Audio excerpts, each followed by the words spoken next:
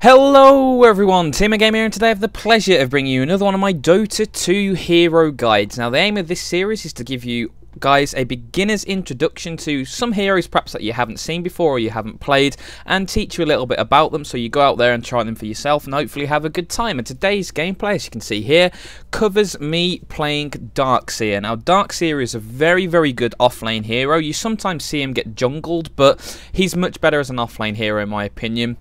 He has a great set of team fight abilities. He's very useful, and he's very powerful in lanes. What you see happen sometimes in the pro scene is he will get picked in a 1v1 matchup, whilst in the other lane a tri-lane will get run against each other, and that's because he has some fantastic mechanisms for competing in lanes, especially against melee players and melee heroes, and it enables him to get a lot of farm, get some pretty cool items, and then really help his team out in team fights through the mid game and possibly into the late game, depending on how well it goes for him. So really fun hero to play, and this is a ranked game I played about 2 days ago. Now I actually tried to record this gameplay yesterday and got about 25-27 minutes in, somewhere around there, and then I realised that my hard drive had actually run out of space, so the replay got cancelled, which really sucked, because I actually felt the commentary was going pretty well at that point. So fingers crossed I can get in there, cover all the stuff again, and hopefully have a pretty good commentary. But as you can see at the start of the game,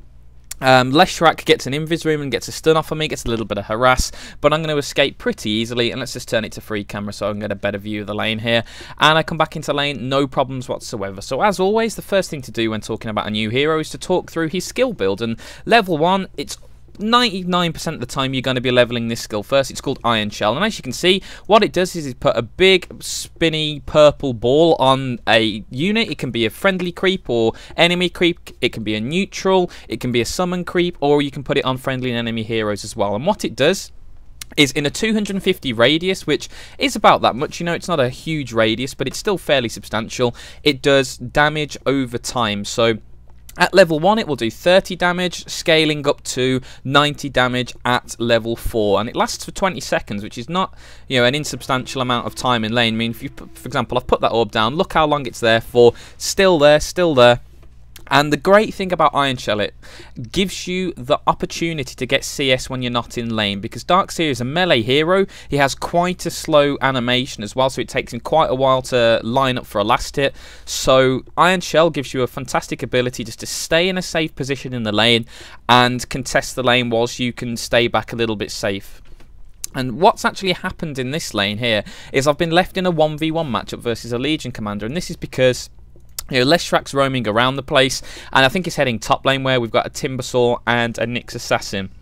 Not sure why Leshrac is doing this, to be honest, but the good thing about this, it's giving me a little bit of space. And what I was actually doing there is checking to see whether Leshrac was pulling, because he's not in the lane at the moment. He was off the map, but now I realise he's gone top. I can come, and this is the real strength of Seer in lane, especially like against a melee hero like Legion Commander is. I can just drop Iron Shell on the creep wave, and it really makes it incredibly difficult for Legion to last hit. You can see I've already burnt through pretty much all of her regen here. She's only got one tango left, and although she has pressed the attack, which gives her bonus HP regen, I can still very successfully harass heroes down with Iron Shell. Now it does cost 90 mana. Scaling, that's at level 2, for example, so it goes 70, 90, 110, 130, so it is a relatively expensive spell to use a lot, so you're going to be spamming this quite a lot, and it does cost a little bit of mana to use, but it is very good at harassing heroes out of lane, and it gives you that option to get a bit of CS when you're not running up to the creep wave to attack it. So that's the skill you normally level at level 1. The skill you normally want to get at level 2 is called Surge, and Surge is an absolutely fantastic escape mechanism. It gives you max movement speed for increasing duration depending on how much, you know, how many levels you put into it. At level 1 it gives you 3 seconds of max movement speed, and this is absolutely fantastic in the offlane, because as most of you guys know, offlane heroes are normally picked for their ability to get a bit of farm and levels in a safe position, to have an escape mechanism. And, you know, for example, like Iron Shell, whilst Seer is a melee hero, he can Iron Shell up a creep, and he can get a bit of farm and put a bit of pressure on without him being in lane. So that's very useful. And then Surge is absolutely fantastic to escape. This can be cast on friendly heroes as well. So if one of your heroes is in a little bit of trouble, you can cast Surge on him to get it away. it does have a slight cast animation, so it's not an instant cast, and you'll see me use it several times throughout the gameplay, so don't worry if you haven't seen that used before. But basically he casts it on himself, and then he gets a 3 seconds at level 1 burst of speed, and this is very, very useful to run away. The great thing about Surge as well, it is not affected by any other debuff. So for example, if someone casts a slow on you, you can Surge and it will practically remove the buff, so you can run away at max movement speed. So that makes Darkseer fantastic at escaping, and also for saving teammates as well. So you can get slowed by an enemy hero, you cast Surge on yourself, and then you run away. Very, very easy. So that's a really nice skill to have in the offlane. Normally you want at least 1 or 2 levels in that. Just helps you to escape. You know, scaling, it increases the time and the mana cost slightly, but it is a relatively inexpensive spell. It's only 30 mana at level 2, scaling to 50 at level 4. Not a big mana cost compared to your other 2 spells. So always worth getting a couple of points in that, especially if you're in the off lane. You never know when it might come in useful. The first skill now, which is called Vacuum, is one that you want to get picked up a little bit after these 2. So normally you want to level Iron Shell up first, perhaps put a couple of points into Surge if you're in the off lane. If you're in the jungle, you just want to pretty much max Iron Shell. But if you're in the off lane, it's definitely worth getting a few points in Surge here. And actually, I'll start talking about that after I fight this duel. You see, I survived the duel. The Iron Shell damage here is causing a huge amount of damage to Legion Commander. Got 2 Iron Shells on him. Just look how fast the damage goes down. So this is a level 3 Iron Shell. It's causing 70 damage. It's quite a lot of damage. And cast Surge on myself there. You saw the little cast delay.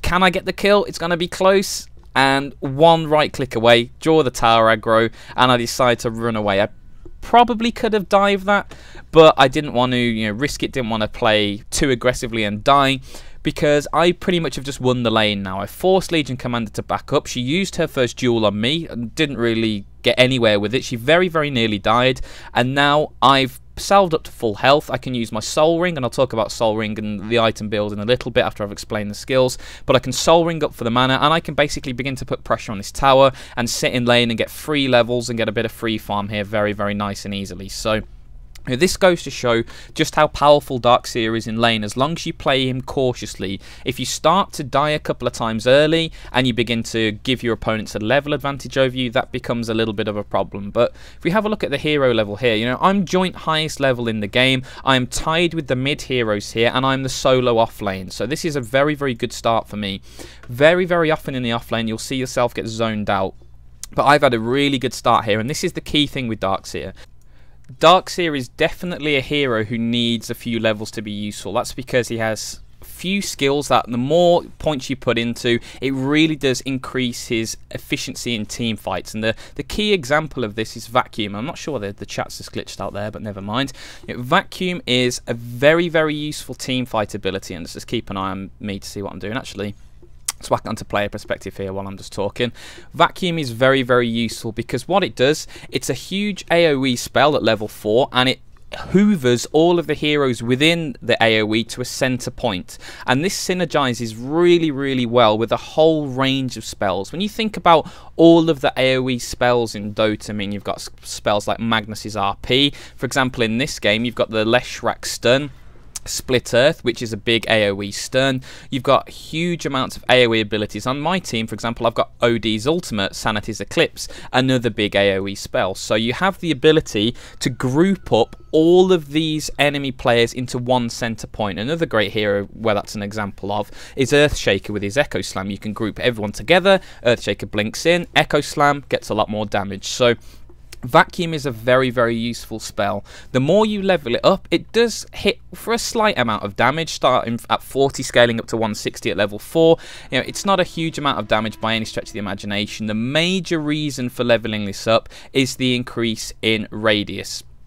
Just click on me. I'll go to free camera here so I don't keep clicking on the heroes, and I can show you the skills more. The radius at level 1 is 250, which is not much at all, scaling up to 550 at level 4. So this is a spell you definitely want to get a lot of points in after you've maxed Iron Shell. It's normally worthwhile to max Iron Shell first, because let's think about most games here. The vast majority of games you're going to be spending the first 10 to 15 minutes in lane, and then you'll start wandering around the map trying to get a few kills here and there, or starting to team fight. It's very, very rare that you'll have a 5v5 team fight before the 10-minute mark. So This is just a lifestealer gank here. Casts open wounds on her. Unfortunately, Legion Commander gets a lot of lifesteal. He's put 4 points in Moments of Courage here, but it's still not enough. OD comes in and ults and manages to get the kill pretty easily there. So that's a nice kill on Legion Commander, putting her even further behind. I don't think OD noticed the melded TA there, but he certainly noticed the Timbersaw and decided to back up. Lifestealer, however, goes man mode and goes in. TA is baiting here quite nicely, but I think everyone backs up here, so there's no damage done and we get a nice kill. But going back to Vacuum, you definitely want to max this second after Iron Shell. I've put a couple of points into Surge just because I was in the off lane, wanted that little extra bit of survivability and security, but now that's done, maxing Vacuum, because that increase in AoE is really, really key. And that was a little bit of a silly engagement from Lifestealer there. He definitely knew Timbersaw was there. It was quite obvious that Legion was going to return. Went back in and got caught out with a duel, and all of that nuke damage from Timbersaw helped Legion bring her down, and he's given Legion her first duel victory. So Legion up to that point hadn't had a single duel victory this game. So that's put her a little bit back on course now after a very dodgy start. But here we go. Vacuum's been explained. Put the first point into my ultimate, the Wall of Replica. I put it in at level 9 this game. Sometimes you can get it a little bit earlier depending on how active you're going to be around the map, but it's always useful, I think, to get more points into Iron Shell and Vacuum before you level up your Wall, because the Wall is a really, really interesting spell, and if you've played Darkseer before or played against him, you've probably noticed this. What it basically does, it summons a huge wall. The clue is in the title. It summons it perpendicular to Darkseer, so if Darkseer is facing upwards, it will summon it in that direction. And this looks like another kill on Legion. The lifesteal's hitting through, but Lifestealer backs up, and then there we go. The Iron Shell gets it, and for some reason, I don't know why, Legion Commander actually dueled Lifestealer there. So she lost that duel and gave Lifestealer 10 permanent damage, and that's a huge amount. Timbersaw arcs around and gets the kill on Lifestealer, but I still think that's a worthwhile trade. Lifestealer picked up the experience, got that 10 extra bonus damage, and that's pretty huge. And me and OD try and go on him here, but Timbersaw is very, very tricky to kill. We don't really have any lockdown past the Astral Imprison, so away he goes, and that's pretty much a 1-for-1 trade. No real problems there, and I just go and eat a tango and heal up to full health and go back to lane and get a few more levels. But like I've been saying, Wall of Replica, it summons a wall, and it's actually quite a long wall. It's probably about that length, and what it does basically, whenever an enemy hero gets hoovered through it or walks through it, it summons an illusion of them. And this is actually quite unusual in terms of illusions, because the illusions that get spawned will do pretty much the same amount of damage that the real hero does. And this is quite unusual for illusions, because quite a few illusions that get summoned in the game are much weaker than the heroes. But the great thing with Wall, it summons illusions that scale throughout the game, because as enemy heroes get more damage and get more items and progress, the illusions that get created by the Wall of Replica continue to get scaled and do more damage and progress. So this is really, really useful. I actually cast Surge on myself here. Probably should have cast it on OD, but he got away anyway, and I just cast an Iron Shell just in case TA wanted to dive, because talking a little bit about the hero matchup this game, Templar Assassin, her #1 skill Refraction, which is a shield, and it requires damage over time or just normal attacks to break that shield. And Iron Shell is absolutely fantastic at doing this, because it pulses every 0.1 seconds. So you see I cast the Iron Shell and I've broken Refraction already. So this is really, really useful, especially if I just cast it on Lifestealer, for example. He runs into fight TA with the Iron Shell on. The Iron Shell burns her shield down, and then he can do serious damage. And this is the great thing about a max level Iron Shell. I am just basically shutting this push down here. They had gathered 3 heroes mid. It was 4 when TA was there. And all I'm doing is I'm throwing an Iron Shell out, and it's basically stopping them from doing anything. Just look at the damage those 2 Iron Shells do. It's basically taken Timbersaw down from 3/4 health to 1/3 health in about 3 or 4 seconds. It is a huge amount of damage early game. Now, if you can cast a couple of Iron Shells on key heroes during fights, it's a big deal. And I'm just shutting this push down, no problems whatsoever. I'm not having to put myself in any danger. I'm just throwing Iron Shells down, and now we're going to set up for the kill. See, the Iron Shell does damage. I use the Vacuum to pull Legion Commander back into it, and the Iron Shell burns her down for another kill for me, and then very, very easy kill there. Leshrac and TA stop the push, but you saw all of, you know, the use of vacuum there and the use of Iron Shell in synergy. Put the Iron Shell on a creep. When the hero tried to run away, I vacuumed her back into it. And I think Lion's going to get away here. I could cast Surge on him here, but I'm pretty confident he's going to live, so I want to save it just in case OD needs it. Good Sanity's Eclipse. Timbersaw, yeah, Timbersaw comes in and swoops up, but this is going to cost him his life. He's used... See, again, vacuum to pull them into the Iron Shell. OD finishes off and gets a kill. So that's basically 3 kills for 1. And Lifestealer's diving deep and greedily there. Decides not to go for it. But we got 3 kills for 1 in that engagement.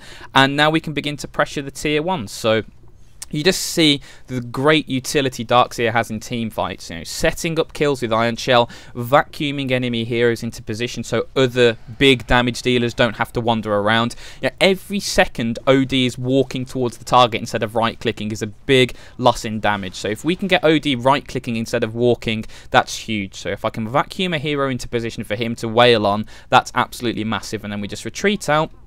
Got the tower, got 3 kills, and then I'm just going to run away and start to do my other things. So that's the really useful thing. But let's talk a little bit about wall now. Wall does damage people. So if an enemy hero walks through wall, they will get hit for 150 damage. Only 1 illusion can be created from 1 hero. Every time he walks through, it will create a brand new illusion, but the old one will go. So you can't get the situation where you have 13,000 copies of Nyx Assassin. You'll only ever have 1 copy of Nyx Assassin, for example. But every time they walk through, they will take the damage again. So they will continually take that 150 damage. And, you know, they'll continuously spawn illusions which do the damage they do. So for example, the outgoing damage is 70%, so they will have an illusion spawn with 70% damage. If you get the Aghanim Scepter upgrade, it increases the damage of your illusions to 100% at level 1. So that's pretty powerful. So basically you are creating an exact replica of them damage wise. So late game, if all of their hard right-clicking heroes have got a lot of Deadlesses and a lot of MKBs on the team, suddenly your illusions are hitting like trucks, and this is absolutely massive in team fights. Because even if you're a long way behind, a good wall of replica from a Darkseer followed by a good vacuum can do huge amounts of damage to an enemy team. So it is absolutely fantastic to do, and we spot out a couple of heroes here. We're just trying to bait Legion Commander in. He actually runs into the invisible OD there, so I think they guessed something, but I'm not sure. And he actually goes for the duel. See, I used the wall of replica, vacuum them through, and managed to get 1 kill there. But you see here, the illusions are doing quite a lot of damage. They actually managed to get a kill on Nyx Assassin. Legion Commander wanders in again, and we pick up more kills. TA, I'm not sure why TA wanders into this fight, but the Sanity's Eclipse from OD takes it down. And then Timbersaw, probably going to set up, but again, it's highly likely he'll just Timber Chain away here. If he's not dumb, there he goes, and it's unlikely that we'll be able to catch him. Timbersaw's pretty tanky, but he did completely flop that Timber Chain, and we managed to get the kill. I just threw out the vacuum there just to bring him in range of OD again, and to do the small amount of nuke damage that he does. Every little helps. Timbersaw really shouldn't have died there, but he messed up that Timber Chain and enabled us to... I'm sorry, get my words out. And it enabled us to get him. There we go. That's English for you. Don't know what the combination of words I said before was. But that's basically all of his skills. So you've got Vacuum to hoover teams into position. You've got Iron Shell, which is AoE damage on everyone around. You've got Surge to run away. And you've got your Wall of Replicas, which you saw used in the last fight to create the illusions to do even more damage. That's basically his overview. The problems with Darkseer. So let's talk about some of the weaknesses with Darkseer. Look at the mana costs of all of these spells. So you've got your level 4 Vacuum, it costs 190 mana. You've got your level 4 Iron Shell, costs 130. Surge isn't really a problem, it's only 40, but it's still... that's a spammable spell. You can use that a couple of times in team fights. You're going to be using it to chase after people, etc, etc. That is a lot of mana to use. So you do need to pick up mana items in Darkseer. And the first item which most people like to pick up is Soul Ring. And Soul Ring is very useful because it sacrifices 150 HP to temporarily give you 150 bonus mana. So what this means is, in lane, you can sit there, you can cast Soul Ring, so you take away your HP, and it basically gives you a free Iron Shell. So you can constantly spam out Iron Shell to keep giving you the ability to contest lanes and push waves here. And this is another really useful thing you need to do as a Darkseer. You can see like 4 enemy heroes, but they're getting a bit of a push on. You need to split push. If you can't be there to contest, got to push the lanes out. You know, we cast the glyph. Iron Shell is really, really useful for pushing lanes. I cast 2 on here. Just look at me melt this creep wave with Iron Shell now. All of the AoE damage. My first Iron Shell died. And you see, I force a TP here. I forced a reaction. I couldn't be there to defend because there were 4 heroes. If I had a TP'd in, I was almost certainly dead. But what I can do is create a bit of pressure. I keep casting Iron Shell to keep the lane up and to keep putting pressure on TA. Yeah, I've created a little bit of space there, and if you have a look, you know, we've got our Lifestealer in jungle farming. He had a little bit of a dodgy start, but it's given him a bit of space. You know, now Lion and Rubik are roaming, and I'm running back to the centre of the map. So that's a really important thing. You've got to be active around the map as Darkseer. You can't just sit and passively farm in jungle all the time. You know, if you're a couple of 100 gold off an item every now and again, it's not a bad idea. But you definitely need to make your abilities count. You're very, very versatile in what you can do. And I think we're gathering up either for a roach attempt or just to make something happen in the jungle here. But yeah, like I mentioned, Soul Ring is definitely a very, very useful pickup. It's absolutely fantastic for you in the lane. It only costs 800 gold as well, so it's not an expensive item whatsoever. And for that, it gives you a lot of lane presence. It enables you to spam Iron Shell. If you're a little bit low on mana, you can cast Soul Ring and then surge away. You need to be a little bit careful with that because, like I mentioned, it does sacrifice some of your health. So if you are getting nuked down or bursted down, that extra 150 health could be the difference between you living and dying. So you need to be a little bit careful when you use it. But as long as you're not brainless, it's definitely useful. Picking up an early magic wand is quite nice on Darkseer as well. Again, for the burst mana regen, you're going to be participating in a lot of team fights as Darkseer. This is the main point of this hero. So you're going to be around enemy heroes a lot of the time, and you will be getting charges. So you know, the ability to quickly burst, restore that extra bit of mana, possibly get you an extra Iron Shell off or just enough for that surge. And here we go. I'm a little bit late to this fight here. But see, I cast Iron Shell on myself.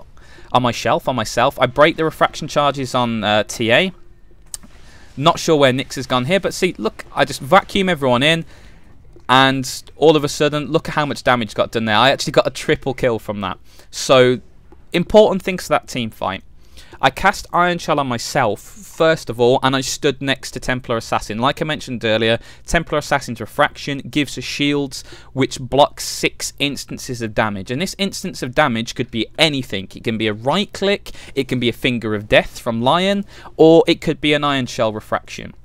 Now, this is what we want it to be. Iron Shell hits every 0.1 second. So basically, in under a second, I'd taken away TA's shield. And then I'm doing just flat out damage to her. Once I'd seen her shield go down, then I dropped the wall. Because again, want to drop the wall after the shield's gone down so I do the extra damage. And then I vacuumed everybody in. And I actually managed to get the triple kill.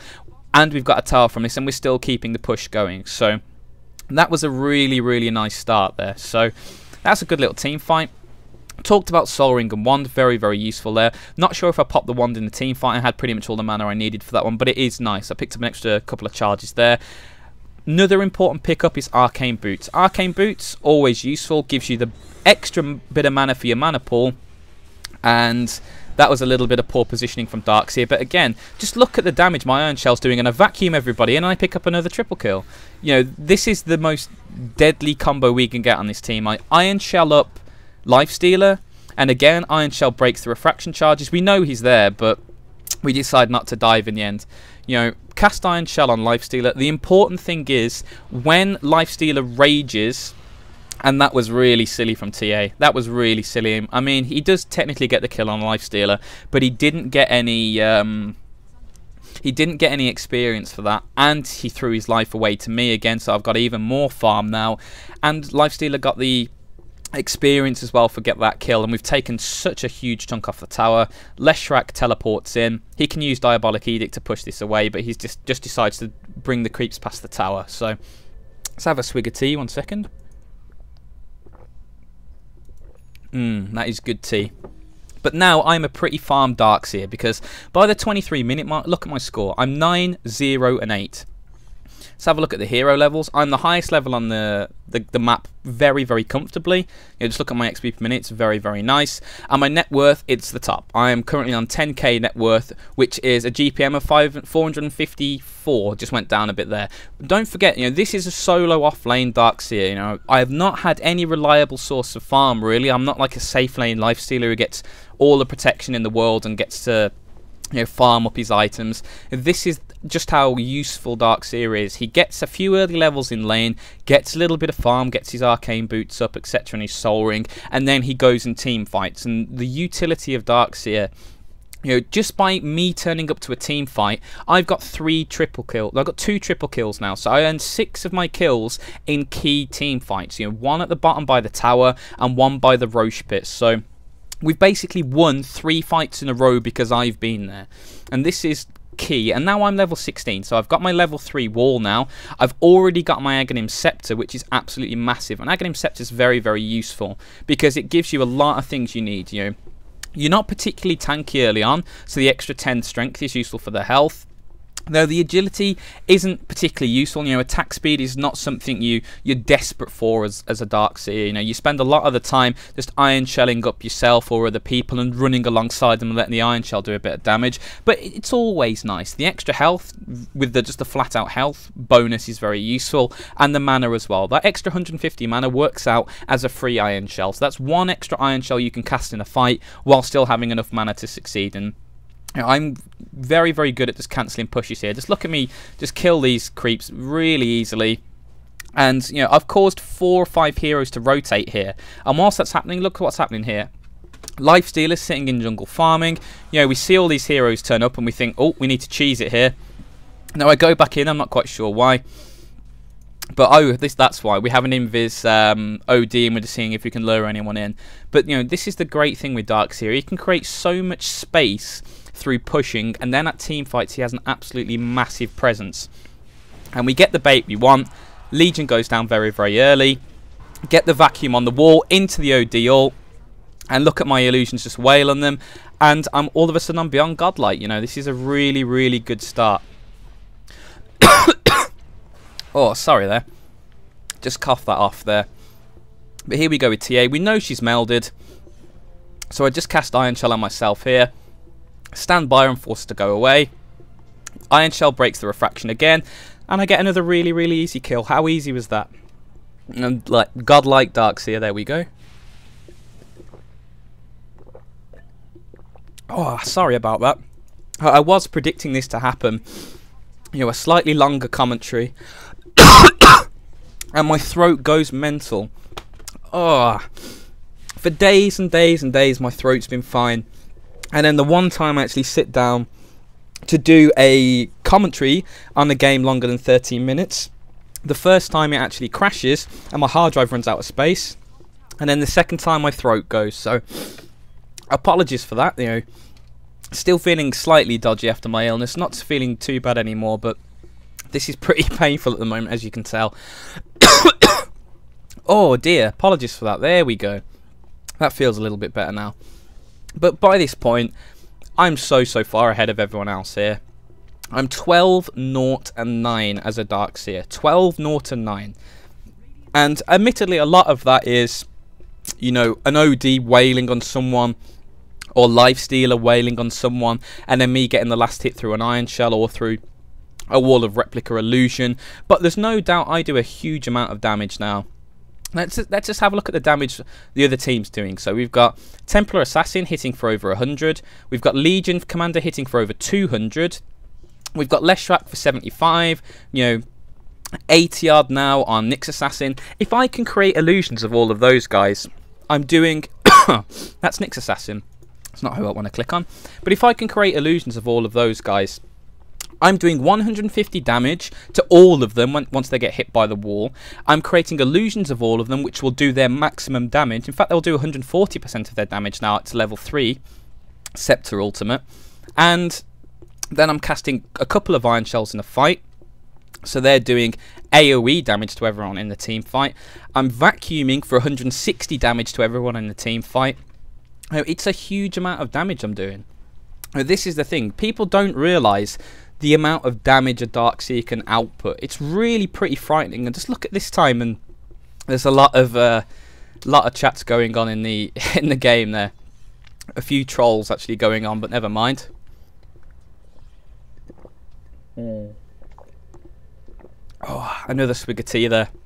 Just trying to keep my throat under control for a bit. Oh, pardon me. I'll try and edit out some of the coughing, but if I miss some of them, apologies. You know, for sitting through 40 minutes of gameplay to catch 2 or 3 coughs, it's a little bit awkward, and occasionally you will miss some. So let's just go back to player perspective now and see me follow around the map. But this is the good thing about a Darkseer. He can output so much damage in a team fight, it really can sway it. And by this point, let's have a look at the gold graphs. You know, we're miles ahead. We're about 20k XP ahead. We are about 12k gold ahead. Huge. And admittedly, a lot of that's in me. If we look at the net worth, for example, yeah, I'm top by 4,000. But look at our 2 carries now.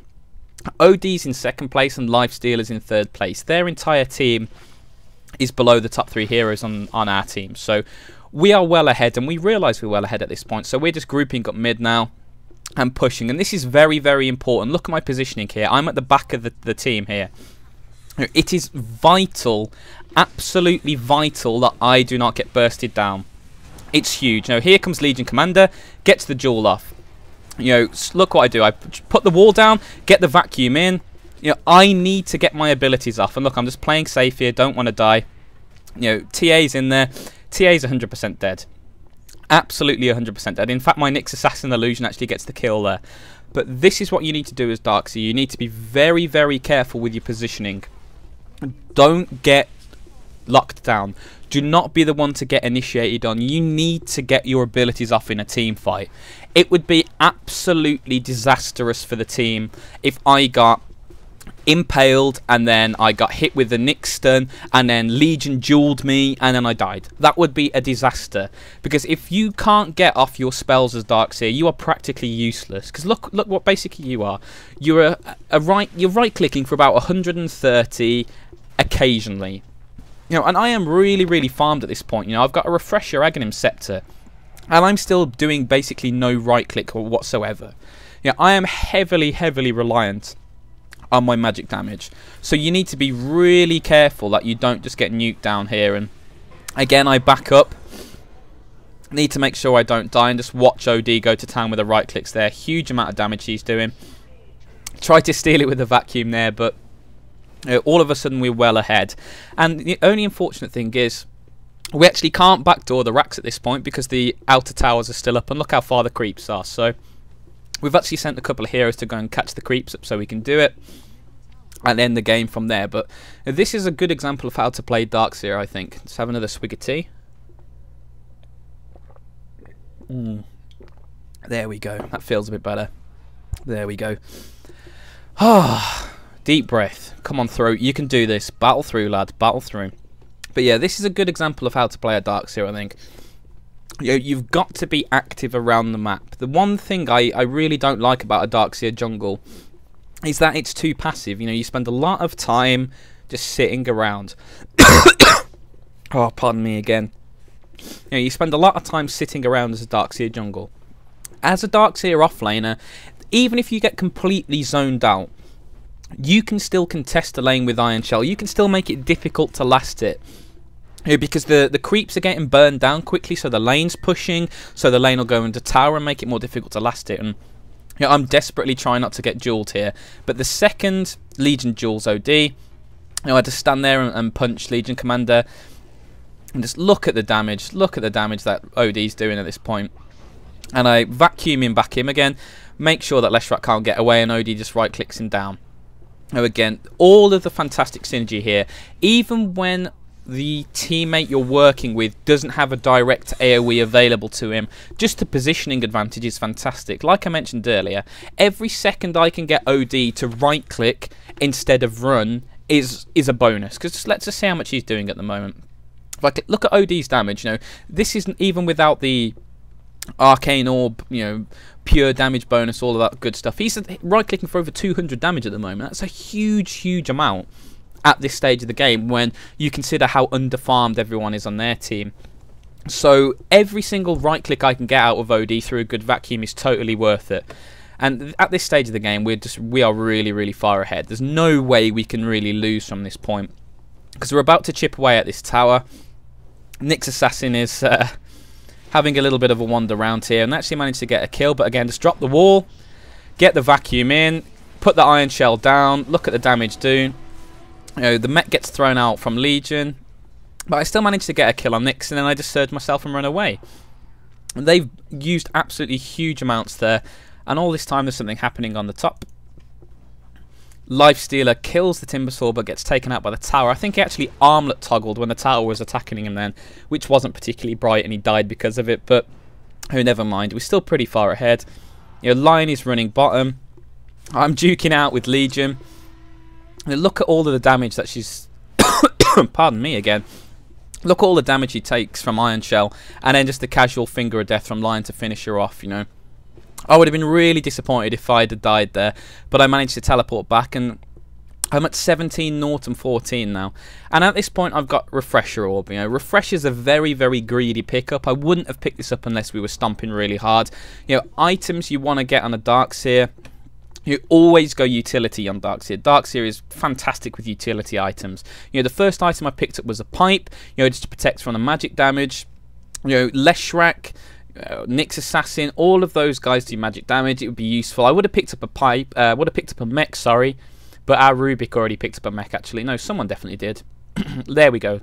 Lion had already picked up the mech, so there was no really any need for me to pick up a mechanism.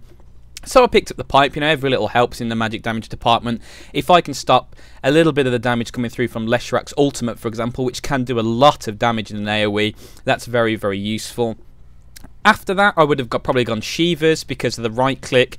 You know, the right click from Legion and TA is pretty frightening, so if I can slow their attack speed down, that's very useful with a Shiva's Guard. Beyond that, a Hex. Always good to get a Hex on Darkseer. Again, if you can Hex a key person in the team fight, very, very useful. So, those are the items I would have gone for. Yeah, I'm saving up for a Heart of Tarask now. Heart of Tarask is just, you know, a bit of a GG item, looks good at the end of the game.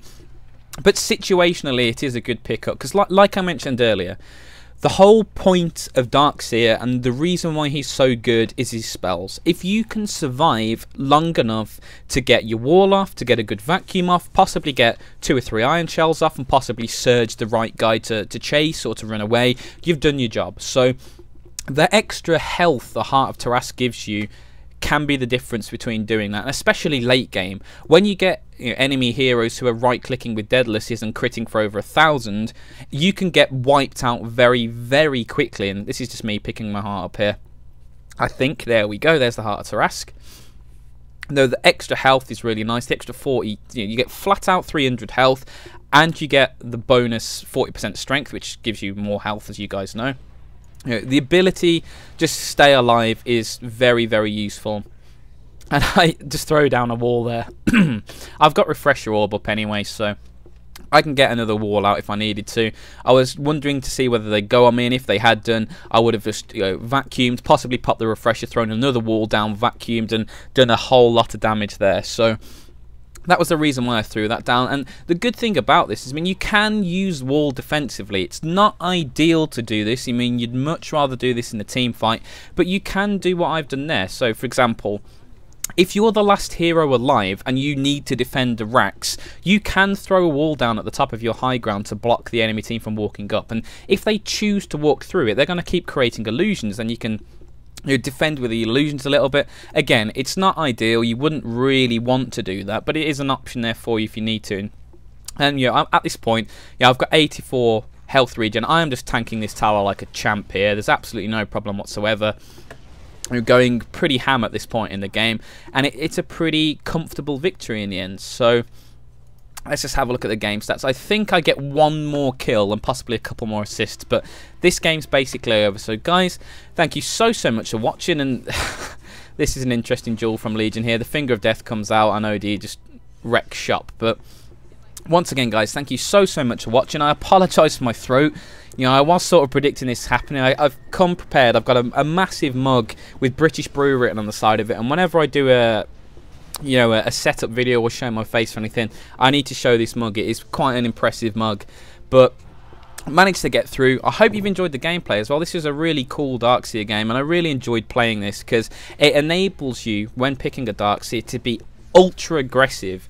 You spend a lot of time in team fights, a lot of time running around, you know, making things happen with your ultimate or good vacuums and iron shells and surges. You can be really, really useful. You can help your teammates survive. You can fight them, and yet that's the other kill. See, look at that. I even can pull people out of the fountain and kill them with a wall here. This is how good Darkseer is, but there we go. Final score for me is 18 kills, no deaths and 15 assists. Very, very useful game indeed. And we win out in 40 minutes pretty much with a very, very comfortable win. So once again, thank you so much for watching, guys. I really hope you've enjoyed it, and have a great day.